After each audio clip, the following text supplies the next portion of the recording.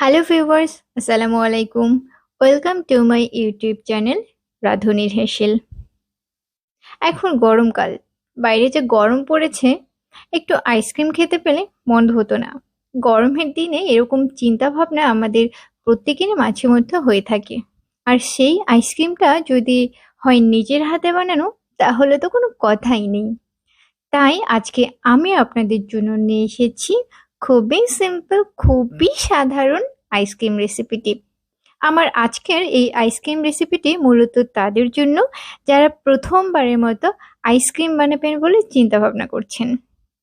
আজকে এই আইসক্রিম বানানোর জন্য আমি এখানে নিয়ে নিয়েছি 1.5 কাপ পরিমাণ হুইপ ক্রিম। এই ক্রিমটাকে আমি বিট করে নিব। যারা আজকে প্রথমবারের মতো হুইপ ক্রিম বিট করবেন তাদের জন্য বলে রাখছি, হুইপ ক্রিম বিট করার আগে অবশ্যই নর্মাল ফ্রিজ থেকে বের করে এটাকে বিট করবেন, কেননা হুইপ ক্রিম সবসময় ঠান্ডা অবস্থায় বিট করতে হয়। আমি হুইপ ক্রিমটাকে প্রায় 2 মিনিটের মতো বিট করে নিয়েছি। এবার একটি চামচের সাহায্যে আমি আপনাদেরকে এর ঘনত্বটা দেখানোর চেষ্টা করছি। এই পরিমাণ বিট করা হয়ে গেলে আমি এখানে দিয়ে দিব কনডেন্স মিল্ক। আমি এখানে 1/2 কাপ পরিমাণ কনডেন্স মিল্ক দিয়েছি। আপনারা চাইলে কিন্তু এখানে চিনিও ব্যবহার করতে পারেন, তবে চিনি ব্যবহার করলে আমি আপনাদের সাজেস্ট করব চিনিটাকে পাউডার করে তারপর ব্যবহার করেন। এক্ষেত্রে কিন্তু আইসক্রিমটার টেস্ট অনেক বেশি বেড়ে যাবে। আমি কনডেন্স মিল্ক হুইপ ক্রিমের সঙ্গে মেশানোর পর আমি এটাকে আবারও কিছু সময় নিয়ে বিট করে নিব। আবারও আমি আপনাদের বলে রাখছি, আপনারা যখন আইসক্রিমের জন্য হুইপ ক্রিম বিট করবেন অবশ্যই লো বা মিডিয়াম স্পিডে এটাকে বিট করে নেবেন। খুব বেশি হাই স্পিডে কিন্তু এটাকে একদম বিট করা যাবে না। আর এখানে হুইপ ক্রিমের কনসিস্টেন্সিটা কিন্তু কেকের হুইপ ক্রিমের মতো হবে না, কেকের চেয়ে একটু পাতলা হবে। আমি আপনাদের দেখিয়ে দিচ্ছি, আপনারা হয়তো বা দেখতেই পাচ্ছেন। এখন আমি এখানে দিয়ে দিব অল্প পরিমাণ ভ্যানিলা এসেন্স। এখানে ভ্যানিলা এসেন্সের পরিমাপ করাটা কিন্তু খুবই দুঃসাধ্য, বিশেষ করে আমার কাছে তো এই কাজটা খুবই কঠিন বলে মনে হয়। আপনারা আপনাদের আইডিয়া মতো খুবই অল্প পরিমাণ ভ্যানিলা এসেন্স দিয়ে সবগুলো মিশ্রণ এটার সঙ্গে খুব ভালোভাবে মিক্সড করে নেবেন। এবং আমি আবারও 30 সেকেন্ডের জন্য এই হুইপ ক্রিমটাকে বিট করে নিব। আবারও বলে রাখছি, অবশ্যই লো থেকে মিডিয়াম স্পিডে আপনারা এটাকে বিট করে নেবেন। খুব বেশি হাই স্পিডে কিন্তু একদমই বিট করার কোনো প্রয়োজন নাই। এই পর্যায়ে আমার হুইপ ক্রিমটাকে বিট করা হয়ে গিয়েছে। ক্রিমটা বিট করা হয়ে গেলে আপনারা যে পাত্রে এটাকে সেট করবেন, মানে যে পাত্রে এটাকে ঠান্ডা করার জন্য ফ্রিজে রেখে দিবেন, সেটাতে সেট করে নেবেন। আমি আজকে এই পাত্রটাতেই রেখে আমি এটাকে ফ্রিজিং করে নেব। এই জন্য আমি এর লেভেলটাকে একটু উল্টে পাল্টে মিক্সড করে দিচ্ছি, সমান করে দিচ্ছি এবং উপরে দিয়ে নিচ্ছি একটু কুচি করা বাদাম। আমি এখানে 2-3 রকমের বাদাম ব্যবহার করেছি। আপনারা আপনাদের ইচ্ছে মতো বাদাম ব্যবহার করতে পারেন বা ইচ্ছে মতো ভাবে এটাকে আপনি সাজাতে পারেন। আমি এখানে বাদামগুলোকে হালকা ভেজে নিয়েছি। কাঁচা বাদাম দিলে আমার কাছে খুব একটা ভালো লাগে না। কত সুন্দর দেখাচ্ছে, আপনারা নিশ্চয়ই এটাকে দেখতে পাচ্ছেন।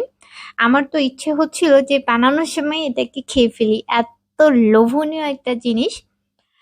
আমি আপনাদেরকে একটু কাছ থেকে দেখাচ্ছি, আপনারা দেখুন। ওয়াও, জাস্ট ওয়াও, এত সুন্দর! মানে নিজের হাতে বানানো যে কোনো রেসিপির টেস্টই কিন্তু অনেক বেশি ভালো লাগে। আর সেটা যদি আইসক্রিম হয় তাহলে তো কোনো কথাই নেই। এবার আমি এটাকে ফ্রিজে রেখে দেব। এই জন্য আমি এর উপরে একটা পলিথিন দিয়ে দিচ্ছি। পলিথিনটা দেবারও একটা কারণ আছে, এতে করে আমরা যখন ফ্রিজে রেখে দিব আইসক্রিমের উপরে বরফের কোনো আস্তরণ পড়বে না। আপনারা চাইলে পলিথিনটা নাও দিতে পারেন। এটাকে আমি প্রায় 6 ঘন্টার মতো ডিপ ফ্রিজে রেখেছিলাম। 6 ঘন্টা পর এটা আমি খুলে দেখাচ্ছি আপনাদেরকে। কাগজটা সরিয়ে নিচ্ছি। ওয়াও, আসলে আমার বলার ভাষা নেই, আমি এখানে কি বলবো। এটা দেখতে কতটা মানে জোস হয়েছে আপনারাও হয়তো বা বুঝতে পারছেন। শুধু দেখতে না, এটা খেতেও কিন্তু অনেক বেশি টেস্ট হয়েছে। আর আমি চেষ্টা করেছি আজকের এই আইসক্রিম রেসিপিটি খুব সাধারণভাবে দেখানোর জন্য।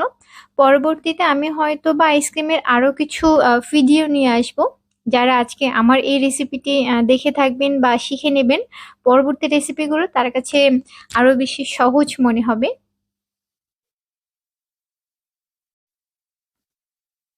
অনেক তো হলো, আমি আর অপেক্ষা করতে পারছি না এটা খাওয়ার জন্য। আমি এবার আইসক্রিমটাকে একটা বাটিতে সার্ভ করব, এজন্য আমি কিছু আইসক্রিম তুলে নিচ্ছি। আমি একটা আইসক্রিম বাটিতে আমি কিছু আইসক্রিম তুলে নিয়েছি এবং এখানে হালকা করে সাজাচ্ছি।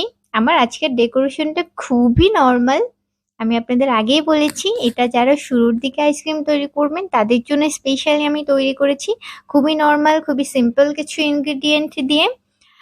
আমি এখানে কিছু বাদাম কুচি দিয়ে নিচ্ছি, আমি উপরে কিছু সুগার বল দিচ্ছি যাতে এটা একটু কালারফুল হয়, দেখতে একটু অ্যাট্রাকটিভ লাগে। এই হলো আমার আজকের আইসক্রিম রেসিপি। এটা খেতে কিন্তু অনেক বেশি মজা হয়েছিল, আপনারা না খেলে একদমই বুঝতে পারবেন না। আমার আজকের এই রেসিপিটি যদি আপনাদের ভালো লেগে থাকে তাহলে আমার চ্যানেলটিকে লাইক এবং সাবস্ক্রাইব করবেন। ফিরে আসবো নতুন কোনো সহজ রেসিপি নিয়ে।